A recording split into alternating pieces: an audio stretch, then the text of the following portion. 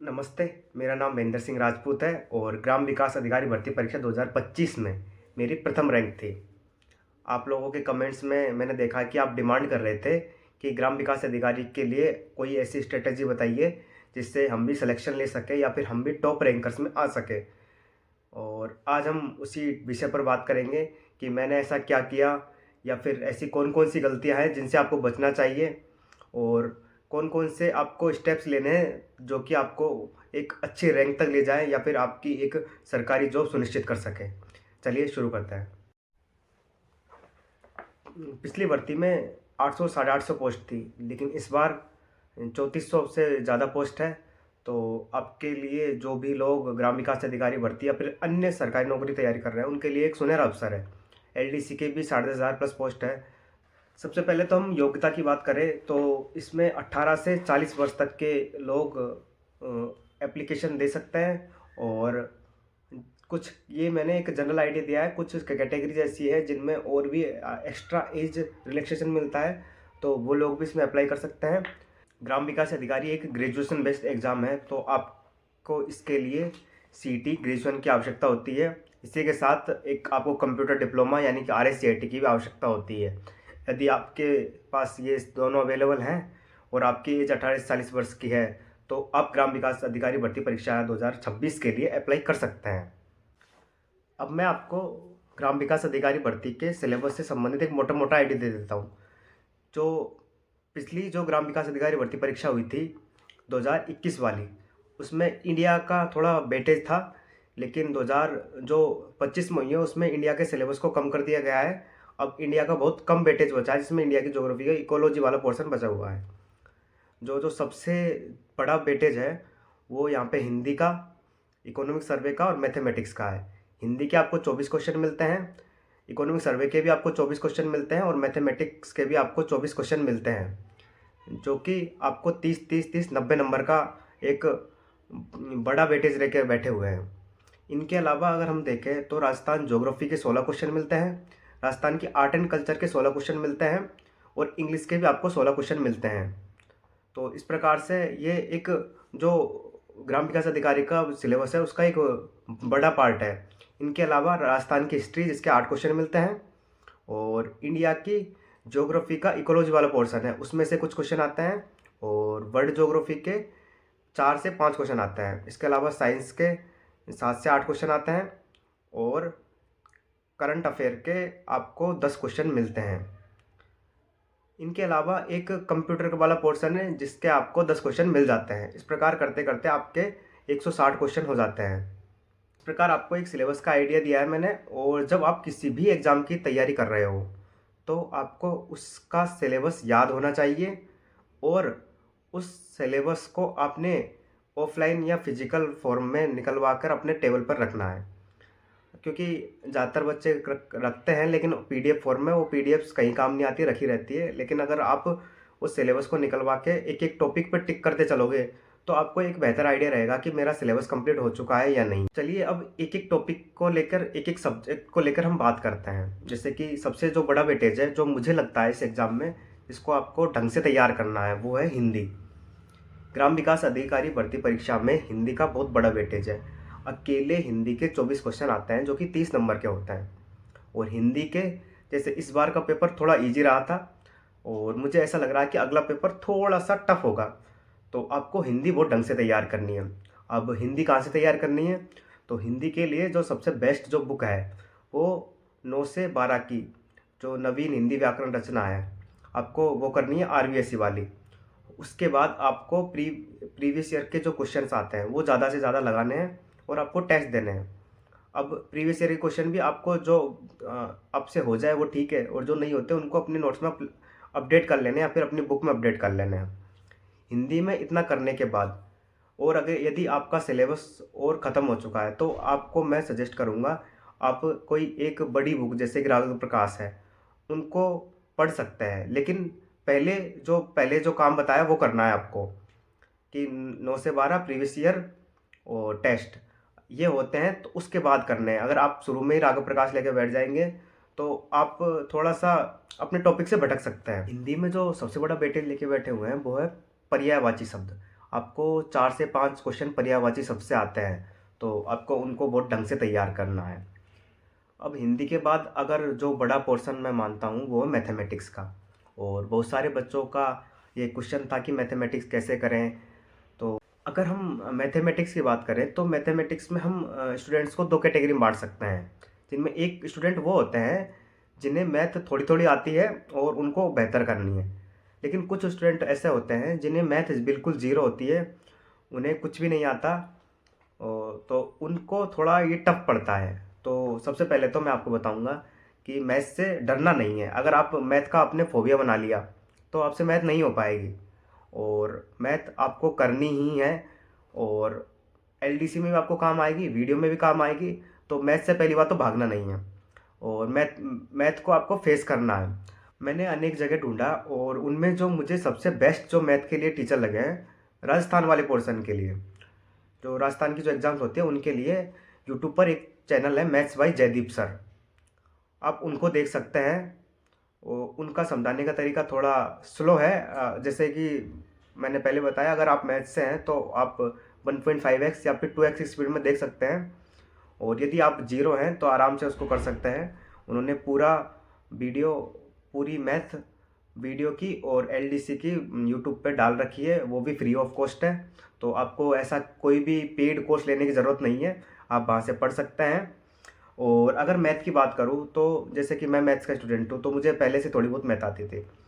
लेकिन जब मैंने यहाँ पे तैयारी शुरू की, तो जो 11th-12th की जो मैथ होती है वो अलग होती है, वहाँ पे इंटीग्रेशन, डिफरेंशिएशन जैसी चीज़ होती है। लेकिन यहाँ पे जो बेसिक मैथ होती है वो अलग होती है। में सबसे पहले आता है परसेंटेज, और दूसरा है अनुपात और समानुपात। अगर आप ये 2 टॉपिक को बहुत ढंग से कर लेते हो, इनके 150-150, 200 क्वेश्चन कर लेते हो, तो मैं बताना चाहूँगा कि आपको मैथ्स के जो आगे के टॉपिक आएँगे उनमें बहुत ज़्यादा समस्या नहीं आएगी। आप अगर ढंग से देखोगे तो आगे की जो टॉपिक्स है या आपके जो सिलेबस है, वो इन्हीं 2 टॉपिक का एक एप्लीकेशन है।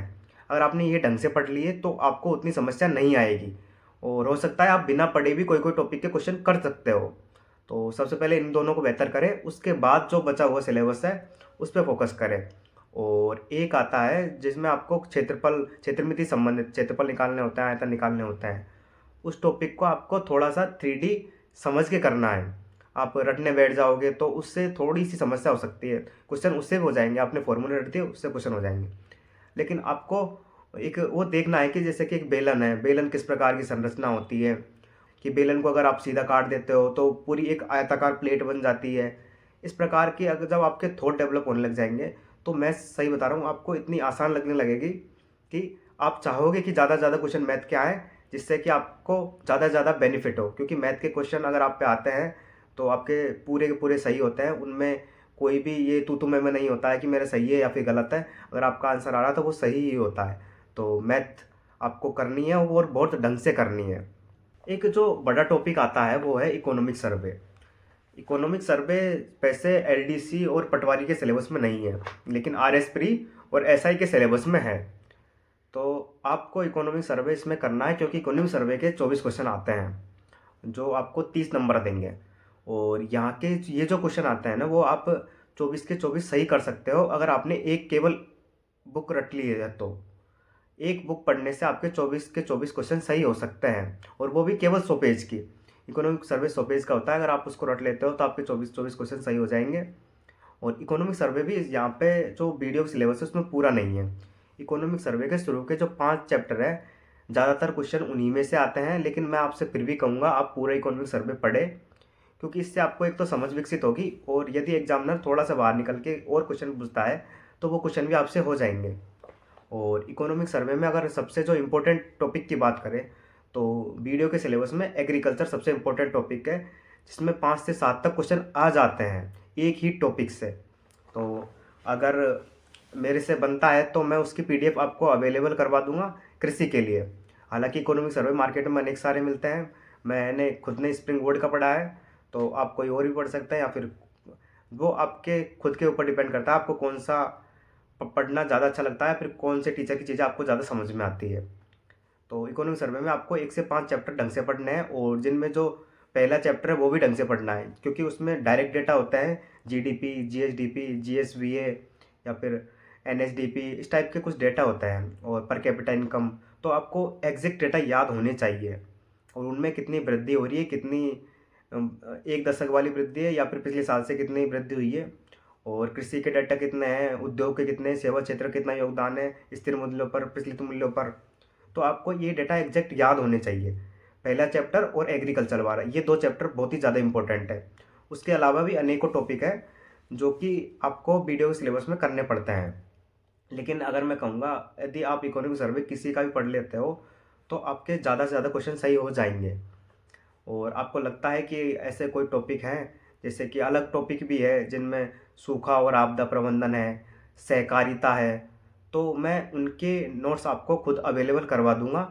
लेकिन पहले आप इकोनॉमिक सर्वे जो मेन है उस पर फोकस करें, उसको ढंग से पढ़ें। हम इंग्लिश के सिलेबस के ऊपर बात करते हैं। इंग्लिश के आपको 16 क्वेश्चन मिलते हैं, और इंग्लिश में मैं फिर कहूँगा कि आपको वोकैब पर फोकस करना है, क्योंकि आपको ये लगता है कि वोकैब केवल आपको सिनोनिम या एंटोनिम में फ़ायदा देता है, लेकिन नहीं, वोकैब आपको हर टॉपिक में फ़ायदा देता है। अगर आप पैसेज करते हो तो वहाँ पे आपको वोकैब काम आता है, या फिर अगर आप वन वर्ड पढ़ते हो तो वन वर्ड भी कई बार सीधे डायरेक्टली यूज़ कर लिए जाते हैं पैसेज में।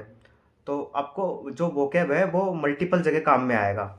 और जो दूसरा आपको फोकस करना है वो आपकी जो टेंस होते हैं, आपको समझ में आना चाहिए कि टेंस पढ़ते ही किस टेंस का है, इस टेंस की ये हेल्पिंग वर्ब होती है। तो ये जो होती है ना, बेसिक आपको ढंग से करना है। और जब बेसिक ढंग से हो जाएगा ना, तो आपको जो टॉपिक करने में या फिर किसी भी क्वेश्चन को करने में उतना आपको वो तो ज़्यादा रटना नहीं पड़ेगा। एक भाषा है इंग्लिश, तो और भाषा कभी भी हम 1 महीने में सीख नहीं सकते हैं। तो आपको धीरे धीरे धीरे धीरे उसको कवर करते हुए चलना है। इंग्लिश के लिए मैं पहले ही बता चुका हूँ, आप शिवानी मैम से पढ़ सकते हैं। और उनकी जो इंग्लिश की जो प्रीवियस ईयर वाली जो पीडीएफ है वो मैंने ग्रुप में डाल दी है, आप वहाँ से निकलवा सकते हैं उसको और पढ़ सकते हैं। उनके अलावा जो मुझे लगता है, जो मैंने अपने नोट्स में अपडेट किए थे, या फिर जो बाहर से कुछ एंटो सिनो या फिर वनवर्ड या फिर ऐसी कुछ चीज़ें लिखी हैं, तो मैं आपको टेलीग्राम ग्रुप में अवेलेबल करवा दूंगा। लेकिन सबसे पहले आप उन पर फोकस करें। आपको अपने बेसिक्स को मजबूत बनाना है, क्योंकि अगर आपने बेसिक्स मजबूत बना लिए तो आपको आगे किसी भी चीज़ को पढ़ने में उतनी मेहनत नहीं करनी पड़ेगी। तो आप अपने बेसिक्स पे काम कीजिए, और जो टॉपिक है टेंस है या फिर जो पैसिव वॉइस है, इनडायरेक्ट डायरेक्ट इनडायरेक्ट है, उन पे फोकस करो और वोकैब अच्छी करो, तो आपको ज़्यादातर चीज़ें वैसे ही होने लग जाएंगी। अब इंग्लिश के बाद राजस्थान जियोग्राफी की बात कर लेते हैं, जिसका वीडियो में एक बड़ा वेटेज है। राजस्थान ज्योग्राफी आपको 16 क्वेश्चन मिलते हैं, और मैंने जो राजस्थान ज्योग्राफी पढ़ी है, मैंने विजय सियाग सर की राजस्थान ज्योग्राफी की बुक पढ़ी है, उनकी नई बुक भी आ चुकी है, तो वो आप ले सकते हैं। और मैं ये कहूँगा पूरे अपने पूरे विश्वास से कि अगर राजस्थान में राजस्थान ज्योग्राफी की कोई बेस्ट बुक है तो वो विजय सियाग सर की है। आप किसी भी एग्ज़ाम की तैयारी कर रहे हो, आप चाहे 4th ग्रेड ही कर रहे हो, चाहे आप आरएस की तैयारी कर रहे हो, आपको वो बुक पढ़नी चाहिए। उससे बाहर बहुत मुश्किल होता है, मतलब ज़्यादातर तो मेरे तो ज़्यादातर सही होते हैं क्वेश्चन, और मैंने उसके अलावा कुछ नहीं पढ़ा है। आपको बी एस याग सर की राजस्थान ज्योग्राफी बुक ज़रूर पढ़नी है। अगर आप किसी और कोचिंग स्टूडेंट है या फिर आपने कोई और कंटेंट पढ़ा है, तो मैं आपसे कहूँगा आप कहीं से भी मैनेज करके आप उसको एक बार पढ़ें, और अपने नोट्स में जो भी एक्स्ट्रा चीज़ें हैं उनको अपडेट कर लें, और फिर उनका बार बार रिवीजन करें, तो राजस्थान ज्योग्राफी आपके ज़्यादा से ज़्यादा क्वेश्चन सही हो जाएंगे। अब एक बड़ा जो टॉपिक है वो है राजस्थान की आर्ट एंड कल्चर। वीडियो में राजस्थान के आर्ट एंड कल्चर के 16 क्वेश्चन आते हैं, और राजस्थान की हिस्ट्री के 8 क्वेश्चन आते हैं। तो राजस्थान की आर्ट एंड कल्चर आपको बहुत अच्छे से तैयार करनी है। और वीडियो ही नहीं, मैं तो आपको कहूँगा कि आप किसी भी एग्ज़ाम तैयारी कर रहे हो तो जो राजस्थान वाला पोर्सन है वो आपको बहुत ही ज़्यादा अच्छे से तैयार होना चाहिए, क्योंकि आपकी जो कंपटीशन में जो बच्चे बैठे हुए हैं, जो स्टूडेंट आपके बगल में बैठे हुए हैं, उनको राजस्थान ज्योग्राफी या राजस्थान हिस्ट्री या राजस्थान आर्ट एंड कल्चर बहुत ही ज़्यादा अच्छे से आती है। और अगर आप इसमें पीछे रहते हो तो आप यूँ मान के चलो थोड़ा पीछे रहोगे। तो राजस्थान की जो जीके है ना तो आपको आगे बढ़ाती है, हाँ पीछे ज़रूर ले जाती है, तो वो तो अच्छे से करनी है। और जो बाकी जो एक्स्ट्रा टॉपिक है वो आपको रैंक लाने में सहायता करते हैं।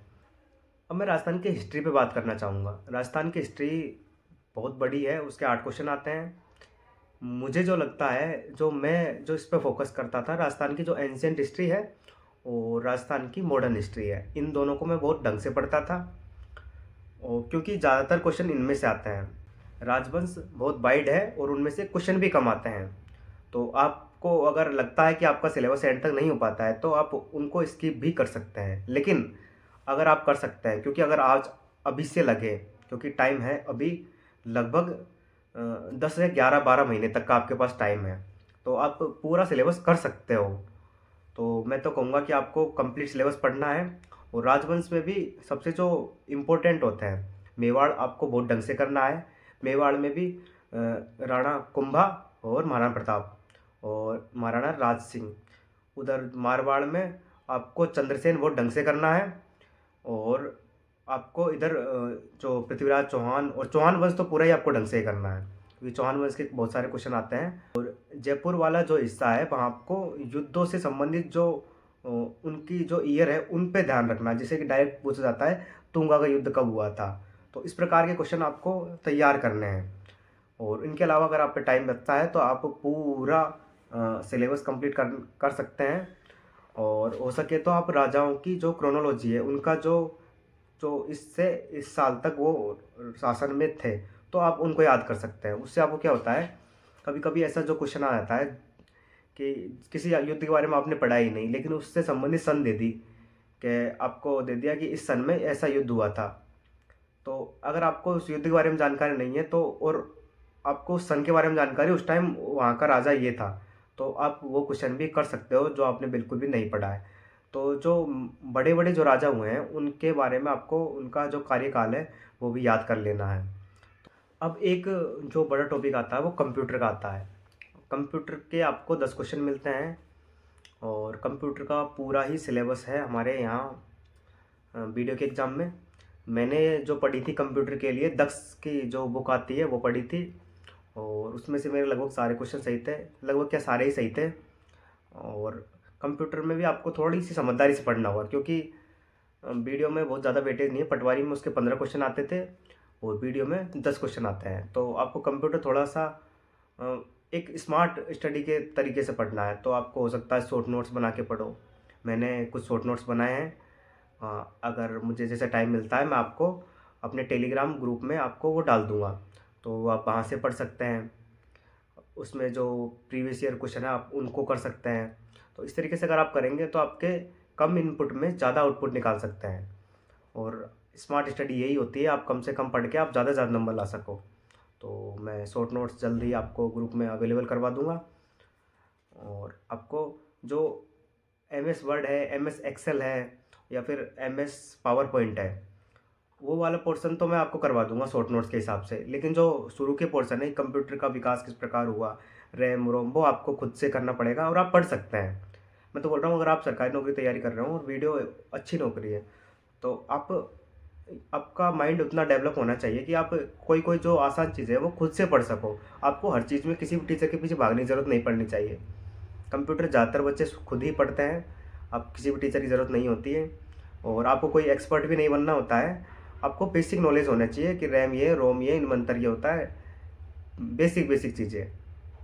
और MS वर्ड एक्सेल में वो बहुत सारी जो शॉर्ट की होती है, आपको ये दबा के वो दबाओ, उन पे ज़्यादा आपको नहीं फंसना है। बहुत कम पूछी जाती है, बहुत फेमस पूछी जाती है। और जो ज़्यादातर तो उनमें से जो प्रीवियस ईयर में आई है वही पूछी जाती है। तो आप उनको ढंग से तैयार कर ले तो आपका कंप्यूटर का सिलेबस ढंग से तैयार हो जाएगा। हम वर्ल्ड ज्योग्राफी पे बात करें तो वर्ल्ड ज्योग्राफी का एक वाइड सिलेबस है, क्योंकि उसमें लगभग सब कुछ दिया हुआ है। और जो क्वेश्चंस आते हैं वो केवल 4 से 5 आते हैं। तो यहाँ पे आपको बहुत ही समझदारी से, बहुत ही एक अच्छी स्मार्ट स्टडी करनी पड़ेगी। मैं वैसे तो अपने जो शॉर्ट नोट्स है वो आपको टेलीग्राम ग्रुप में अवेलेबल करवा दूंगा, बाकी आप खुद भी शॉर्ट नोट्स बना सकते हैं। शॉर्ट नोट्स किस प्रकार से बनाने होते हैं मैं आपको शॉर्ट नोट्स बनाने में बता देता हूँ। जैसे कि आपने शॉर्ट नोट्स का मतलब ये नहीं होता आपने एक पेज लिया, आपने छोटा छोटा करके उसमें लिख दिया। शॉर्ट नोट्स का मतलब होता है आपको जो इंपॉर्टेंट लगता है उसको लिखा। जैसे कि आपने कोई भी महाद्वीप लिया, उसके बारे में जो भी है कि यहाँ पे पर्वत ये है, पहाड़ ये हैं, नदियाँ ये हैं और मैदान ये हैं, तो उनको आप एक जगह लिख सकते हैं। यहाँ पे ये वाली जल संधि है, तो ऐसे होता है। उनके बारे में आपको आइडिया होना चाहिए, ये वाली चीज़ उस महाद्वीप की है, ये वाली चीज़ इस देश की है, ये वाली चीज़ उस महाद्वीप की है। तो इस तरीके से आप शॉर्ट नोट्स बना सकते हैं। तो इसी प्रकार के मेरे शॉर्ट नोट्स हैं जो मैं ग्रुप में अवेलेबल करवा दूँगा। इंडियन ज्योग्राफी में भी ऐसा ही है, वहाँ पे सिलेबस तो बहुत बड़ा है पर उसके क्वेश्चन बहुत कम आते हैं। इंडियन ज्योग्राफी के भी वही 4 से 5 क्वेश्चन आते हैं, जिनमें से जो क्वेश्चन आते हैं जो मुख्यतः तो इकोलॉजी वाले पोर्शन में से आते हैं, जिसके भी आपको मैं शॉर्ट नोट्स अवेलेबल करवा दूँगा। और जो दूसरा जो टॉपिक है वो आपकी स्थिति में विस्तार से आता है, जो उसका भौगोलिक विभाजन है, हिमालय, प्रायद्वीपीय पठार, वहाँ से कुछ क्वेश्चन पूछे जाते हैं। तो आपको वो वाला टॉपिक ढंग से कवर करना है। और वैसे भी वो टॉपिक लगभग सभी एग्जाम में आता है, जिनमें सिलेबस में दिया होता है, तो भी सिलेबस में ना दिया हो तो भी उसके क्वेश्चन पूछे जाते हैं कि हिमालय विस्तार ये है, हिमालय यहाँ पे ऐसे है, तो वो वाले क्वेश्चन आपको तैयार करने हैं। और जो पहला जो इंट्रो वाला टॉपिक है इंडियन ज्योग्राफी वो करना है और इकोलॉजी करनी है। तो इंडियन ज्योग्राफी आप यहाँ से इस तरीके से कर सकते हैं। आपको पूरी पढ़ने की ज़रूरत नहीं है, आपको जलवायु है, जनसंख्या है, ऐसे किसी भी टॉपिक में पूछने की ज़रूरत नहीं है। आपको सिलेबस उठाना है, सिलेबस के अकॉर्डिंग पढ़ना। अब जो बड़ा पोर्शन है वो है करंट अफेयर का। और बड़ा क्या है, करंट अफेयर का तो वैसे सिलेबस तो कोई होता नहीं है, बहुत बड़ा सिलेबस होता है, लेकिन यहाँ पे जो वेटेज है वो बहुत कम है। यहाँ पे 5 से 7 या 8-10 क्वेश्चन तक पहुँच जाते हैं, फिक्स नहीं होता है वो, तो इधर से कम करते हैं उधर बढ़ा देते हैं, इस तरीके से होता है। और इसमें राजस्थान का, भारत का और विश्व का तीनों का ही करंट अफेयर है। तो आप करंट अफेयर भी अगर आपका सिलेबस होता है उसके बाद ढंग से करें। करंट अफेयर का यहाँ ऐसा कोई बहुत बड़ा वेटेज नहीं है, आपका सिलेबस होता है तो ही करंट अफेयर करें, नहीं तो अगर आपको लगता है आपका सिलेबस छूट रहा है तो आप सिलेबस पे ज़्यादा फोकस करें। और करंट अफेयर की पूछे तो मैं जब RSSB की एग्ज़ाम देता हूँ तो मैं मूमल पढ़ता हूँ, और जब RPSC कोई एग्ज़ाम देता हूँ तो मैं स्प्रिंग बोर्ड की जो मैगजीन आती है वो पढ़ता हूँ। और RSSB के लिए या फिर वीडियो के लिए अगर आपको करंट अफेयर देखनी है कि कहाँ से कहाँ तक पढ़े, कब की पढ़े, तो जैसे अगर दिसंबर में एग्ज़ाम होती है तो आपको पूरा 2026 का करंट अफेयर पढ़ना पड़ेगा, जनवरी से नवंबर 2026 का आपको करंट अफेयर पढ़ना पड़ेगा। और ऐसे अगर किसी RPSC एग्ज़ाम तैयारी कर रहे हो तो आपको पिछले 7 से 8 महीने करंट अफेयर बहुत ढंग से पॉइंट टू पॉइंट पढ़ना पड़ेगा। और करंट अफेयर की भी मैं बताना चाहूँगा कि आपको किसी भी टीचर के पीछे पढ़ने से कोई फ़ायदा नहीं है। आप खुद मैगज़ीन उठाएँ और मैगज़ीन पढ़ने लग जाएँ। आप 3 से 4-5 बार रिवीजन करेंगे तो आपको चीज़ें वैसे याद रहने लग जाएगी। आपको कोई डायरेक्ट चीज़ें याद नहीं करनी। आपको वन लाइनर क्वेश्चन आता है और उसमें ऑप्शन पड़ा होता है तो ऑप्शन डायरेक्ट क्लिक करता है और डायरेक्ट अपन कर सकते हैं। हमने जो बात की है वो मोटा मोटी सिलेबस की बात की है, और मैंने कौन सा टॉपिक कहाँ से पढ़ा या फिर मैंने किस प्रकार से किया, तो मैंने आपको वो आइडिया दिया है। इनके अलावा कुछ चीज़ें होती है जो एक स्टूडेंट को एग्ज़ाम के टाइम में या फिर एग्ज़ाम से कुछ टाइम पहले करनी चाहिए। तो हम जो बात करेंगे वो टेस्ट के ऊपर बात करेंगे।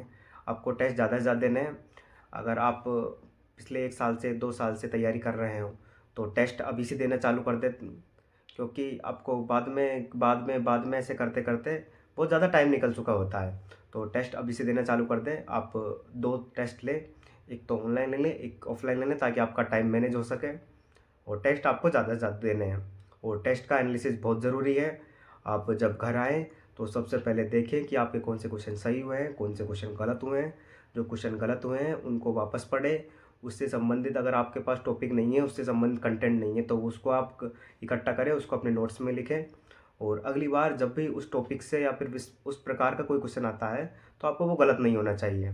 तो इस प्रकार से आप टेस्ट दे सकते हैं, और टेस्ट का आपको निश्चित रूप से फ़ायदा होगा। टेस्ट आपको सिखाते हैं कि आपको कितने अटैम्प्ट करने हैं।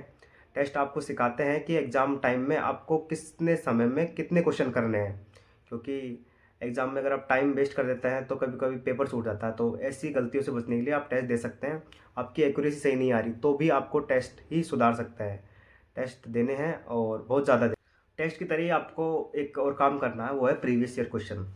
आप जिस भी सब्जेक्ट के जो भी टॉपिक को पढ़ते हैं उसके अगले दिन आपको उसके प्रीवियस ईयर क्वेश्चन ज़रूर करने हैं। कि RSSB का जिस प्रकार का पैटर्न रहता है वो प्रीवियस ईयर क्वेश्चन पे बहुत ज़्यादा वेटेज देता है। उनको ऐसे ऐसे कई बार तो एज ए टीच ऑप्शन सहित क्वेश्चन पूछ लिए जाते हैं।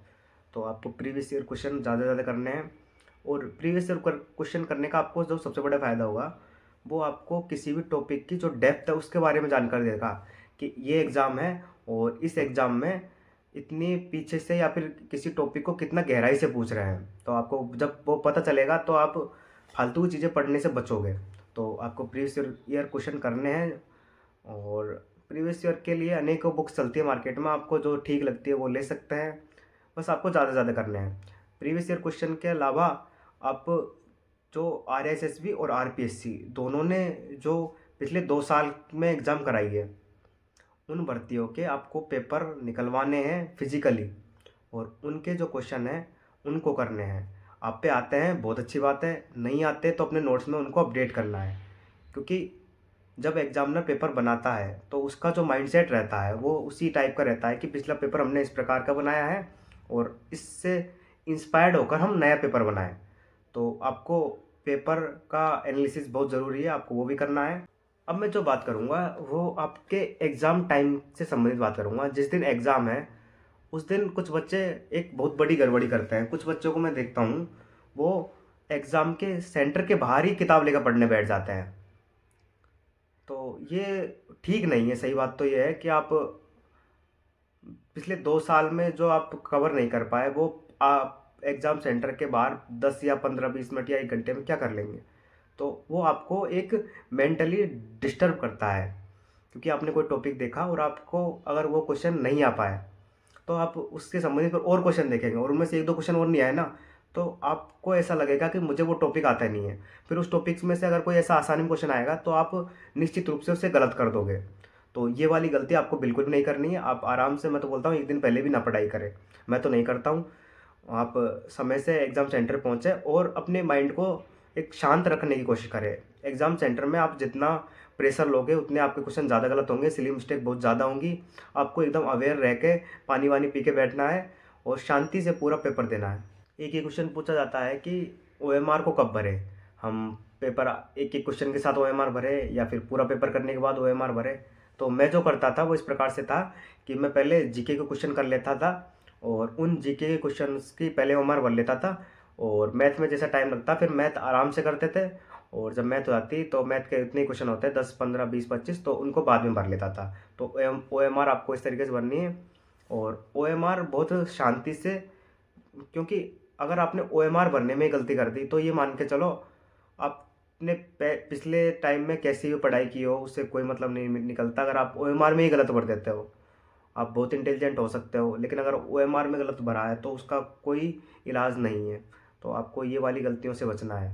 एग्ज़ाम में जब आप बैठते हैं तो आपको टाइम का बहुत ध्यान रखना होता है, क्योंकि अगर आप किसी भी क्वेश्चन पे उलझ जाते हो, जैसे मैथ के क्वेश्चन आपको कुछ उलझा देते हैं और आपने किसी क्वेश्चन में 20 मिनट या 25 मिनट दे दिए, तो ये मान के चलो आपका जो एक्स्ट्रा जो टाइम लगा है वो और किसी और क्वेश्चन का था जो आपने यहाँ दे दिया है, तो वो क्वेश्चन छूट जाएगा। तो आप टाइमिंग को भी ध्यान में रखें और आपको लगता है कि ये क्वेश्चन नहीं हो रहा तो उसको छोड़ दें, क्योंकि अगर आप उस टाइम उस क्वेश्चन में उलझ गए तो बाद में आपके ऊपर एक प्रेशर आ जाएगा और उस प्रेशर के चलते और आप जो क्वेश्चन सॉल्व भी करोगे उनको भी गलत कर दोगे।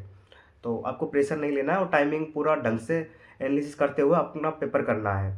घड़ी पर देखते रहें कितना टाइम है, इतना चल रहा है, मैं ठीक चल रहा हूँ या नहीं, उस तरीके से करें। अब कुछ बच्चे कि मैं रोल नंबर गलत भर के आ गया या फिर OMR में ऐसे गलत भरती, तो ये गलतियाँ नहीं चलेंगी और इनका कोई इलाज भी नहीं है। ये उसी टाइम आपको शांति से काम करने होते हैं और अवेयर रहना है। कुल मिला के एग्ज़ाम के 3 घंटे आपका पूरा लाइफ सेट करेंगे, तो उस कंडीशन को सोचते हुए आपको वो पेपर देना है शांति से, एकदम सांस लेके, पानी पी के। और अगर आप चाहें तो जिस दिन एग्ज़ाम हो उस दिन योगा कर सकते हैं। योगा को वैसे रोज़ ही करना चाहिए, जिस दिन एग्ज़ाम हो उस दिन आपको करना चाहिए, जिससे आप एनर्जेटिक रहें, आपका जो मस्तिष्क है और बेहतर काम कर सकें। तो मैंने जो एक आपको जो आइडिया दिया है, एक जो उनका अगर मैं एक सार निकाल के देखूँ तो वो केवल इतना कहता है कि आपको मल्टीपल रिवीजन करने हैं, टेस्ट देने हैं और अपने आप का एनालिसिस करना है। 3 चीज़ अगर आप कर लेते हो अनुशासन के साथ तो आपको आराम से आप ये एग्ज़ाम निकाल सकते हो। आपको किसी भी एग्ज़ाम में कोई नहीं रोक पाएगा।